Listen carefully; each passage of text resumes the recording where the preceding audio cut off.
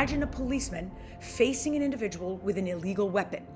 If that policeman is unable to use force to seize or destroy that weapon, then what good is the policeman? The policeman is useless. In order to be useful, and in order to really put Lebanon on the path towards stability and prosperity, the government needs to be able to stand up and say, we're going to disarm Hezbollah, and we're willing to confront Hezbollah with force if necessary. So there are steps that the Lebanese government can take on its end to show its true commitment to this peace effort and to disarmament. Those steps could include a wide range of things. For example, removing the license of Bank Sadarat, an infamous designated Iranian bank. Removing the license of Al-Qaeda al-Hassan, what has become Hezbollah's bank, even though it is just a registered nonprofit organization. Removing the Hezbollah officials in the Lebanese armed forces, whom we know collaborated with Hezbollah during the disarmament process throughout 2024 and 2025.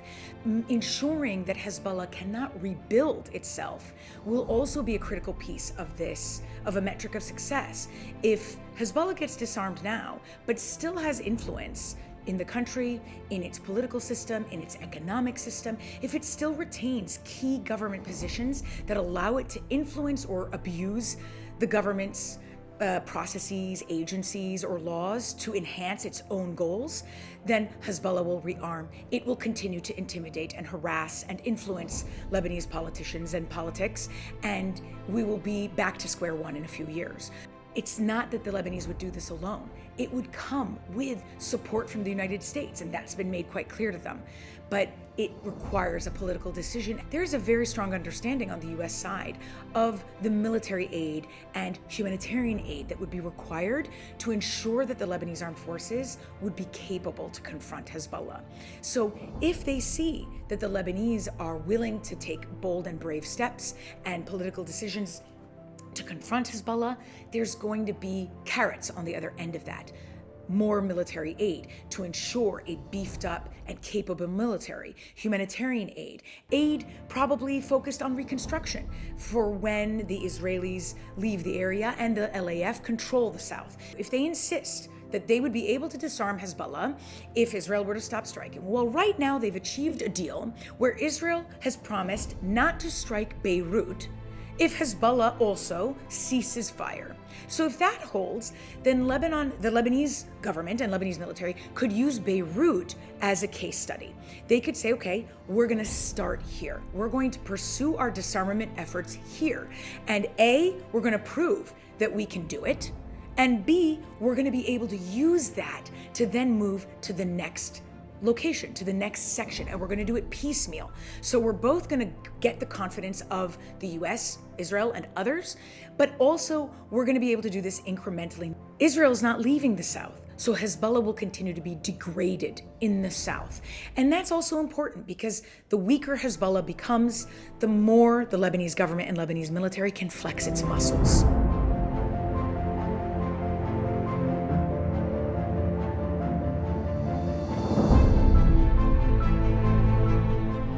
The U.S. administration is very aware that whatever decision they come to security-wise and military-wise in Lebanon will require some level of monitoring, tight relationships, and so on. And so the view in Washington is, well, if you don't control Hezbollah, if you don't move forward on some of these demands, Israel is only going to escalate further because it is continuing to sustain attacks from Hezbollah.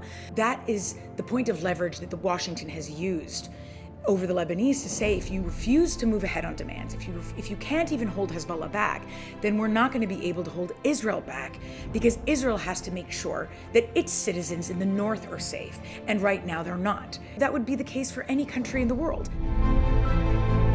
Well, the U.S. has a lot of tools in its toolkit, namely a mix of carrots and sticks.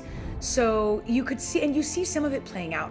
The U.S. Treasury Department came out with a set of sanctions that targeted Hezbollah government officials, and the message was very clear. The message that the U.S. is trying to say is, we don't want to see Hezbollah's influence in the government, and if we don't see a change in behavior, there are more of those sanctions that could come. And at the same time, there are carrots on the other end. There's also, of course, the promise of how things will look in the event of a peace deal, the economic benefits that would come to Lebanon, the type of trade deals that the United States would seek to support. They would want and welcome a warm peace when they know the economic benefits they stand to gain from that kind of peace deal. The companies that would invest in Lebanon, the jobs that would be created, the amount of money to be made is endless, particularly when you think about how creative, hardworking, and brilliant the Lebanese people are. And they truly are. And they deserve that.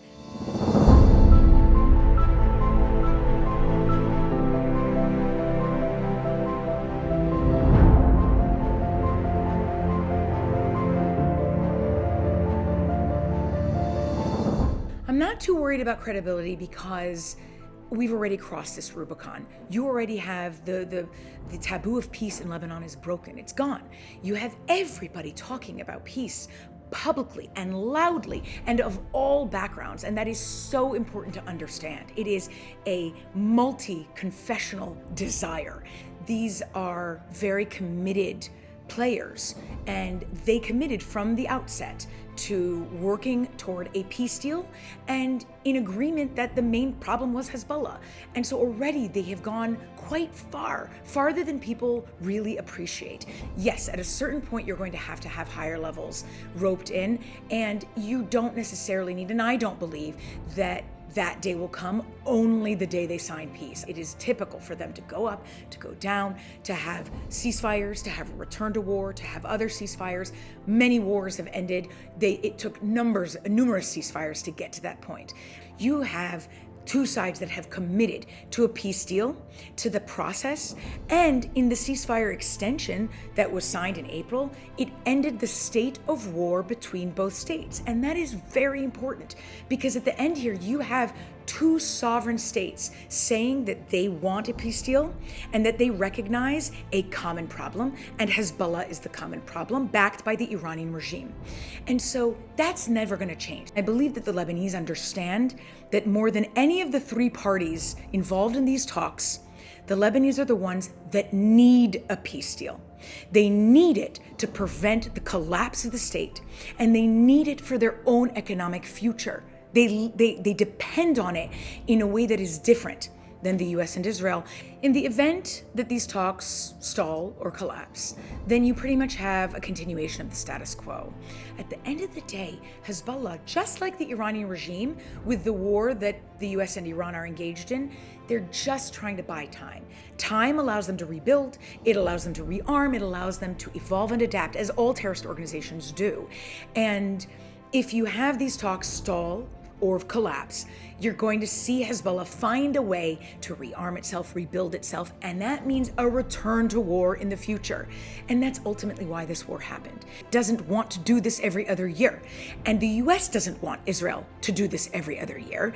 If it faces a wall, it doesn't mean they're not going to pick up the pen later on, or that they're not going to pick up the pen in different environments, perhaps in secret environments, or without the U.S. as the auspice. Maybe it's just between the Lebanese and Israelis elsewhere. There are many different ways that peace talks happen, and they go up and down, and they have track 2s and track 1.5s, and all of that takes place, and it's just very typical.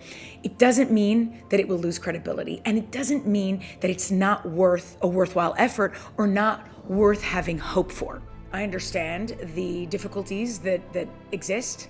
I think that fortune favors the bold, and so I would advise being bold in this process because it will be for the best of Lebanon and its future children.